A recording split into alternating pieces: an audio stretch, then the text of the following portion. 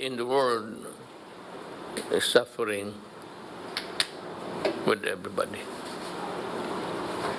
Huwag naman masyado ninyong idiin yung bayan ninyo na talagang pobre na gano'n, gano'n. Nabubuhay pa naman tayo. Let us just hope for the best. The problem is yung bakuna. For all of the bruhaha. Oh, mayroon kami dito. Nakita, mayroon saan? Yung AstraZeneca, hinostage.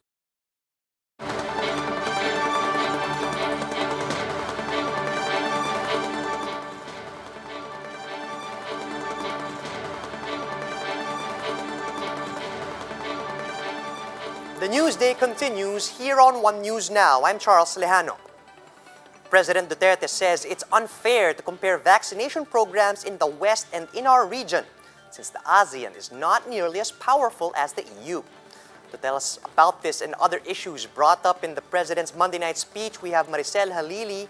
She's reporting to us live from Mandaluyong. Maricel, the President did mention that the EU was taking vaccine supplies hostage. What was his basis for saying this? Yes, Charles. During the press briefing or the talk to the public of President Duterte last night, he did mention about how powerful the European Union is. He is a bit concerned with the new policy being implemented by the EU. The President mentioned that he is concerned about the move of the European Union to restrict the export of vaccine that is manufactured by the United Kingdom, specifically the AstraZeneca. So this is a cause of concern according to President Duterte, especially now that we can see how powerful EU is, and especially now that we have limited supply of vaccine. He also mentioned that it is sad to realize that the ASEAN is not as powerful as the European Union. Of course, ASEAN is the organization that the Philippines belong to. All right, but then based on this report from NTF Chief Implementer Carlito Galvez, how many vaccine doses are we expecting to arrive this month, and how many of these will be coming from the WHO's COVAX facility? So far, Charles, vaccine czar Carlito Galvez did mention that out of 7 vaccine manufacturers, they have already sealed or signed the term sheet of 5 vaccine manufacturers. Unfortunately, we have already secured doses of vaccines from the COVAX facility, particularly Pfizer and AstraZeneca. According to Secretary Galvez, we're expecting about 117,000 doses of Pfizer probably by mid-February, and about 5.2 to 9.2 million doses of AstraZeneca. Now, if the COVAX facility see that we are capable of distributing these vaccines as soon as possible or immediately, they can probably provide us additional vaccines, about 40 million doses, if possible.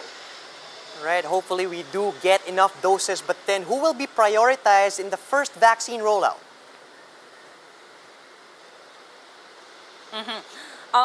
So far, the government has mentioned that the priority will still be our medical frontliners. And once we have already vaccinated or inoculated all our medical frontliners, there will also be the indigent, the senior citizens, and the uniformed personnel.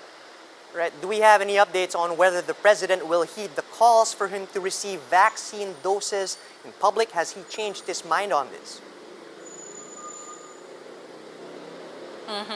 Well, if you base it from the statement of presidential spokesperson Harry Roque, he has been consistent in saying that so far the president has no plan to be inoculated in public. He wants to do it private, well, based from what the leaders of England did. So he just wants to do the same. Right, we have some brands that are on their way here, but then how are negotiations between our government and vaccine makers actually going? So far, Charles, Secretary Galvez said last night that the negotiation is pretty good. Out of 7 vaccine manufacturers, he mentioned that there are already 5 vaccine manufacturers who have already signed a term sheet with the Philippine government. So we hope that this will continue to progress. Right. I'd like for us to zero in on the statement of Finance Secretary Sonny Dominguez when he said there would be 3 approaches that the government would take in terms of vaccine procurement. Could you run these by us?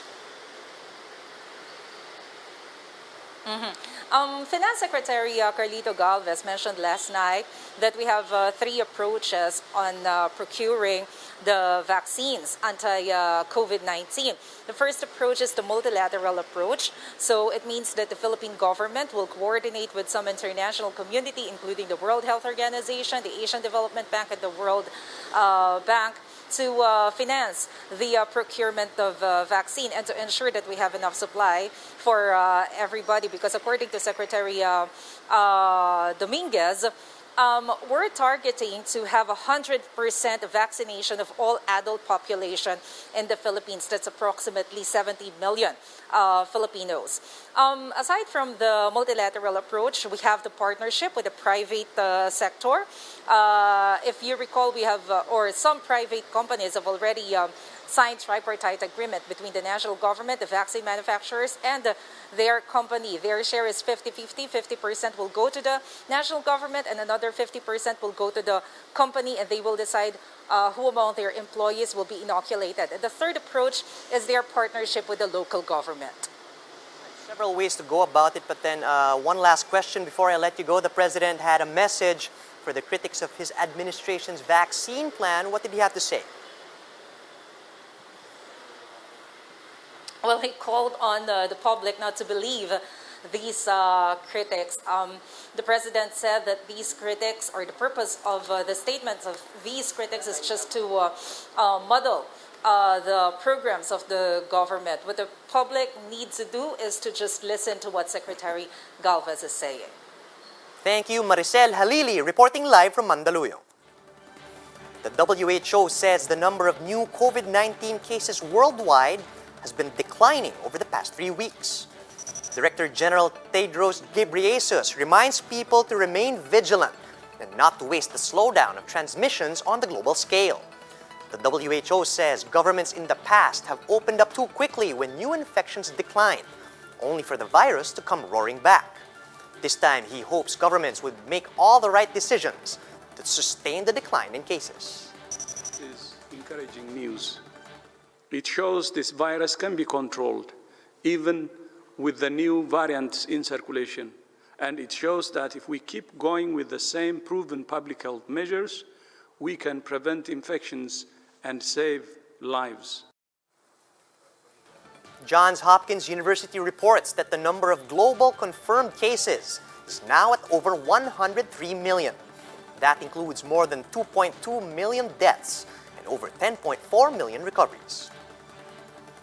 Cabinet Secretary Carlo Nograles clarifies that solo drivers of private vehicles no longer need to wear face masks. This comes after the Transportation Department said drivers of both private and public vehicles can be fined for reckless driving for not wearing face masks.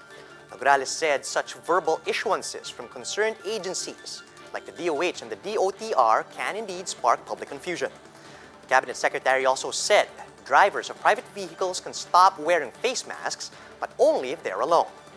To avoid further confusion, Nograles says he will bring the matter to the IATF so that they can draft a written order.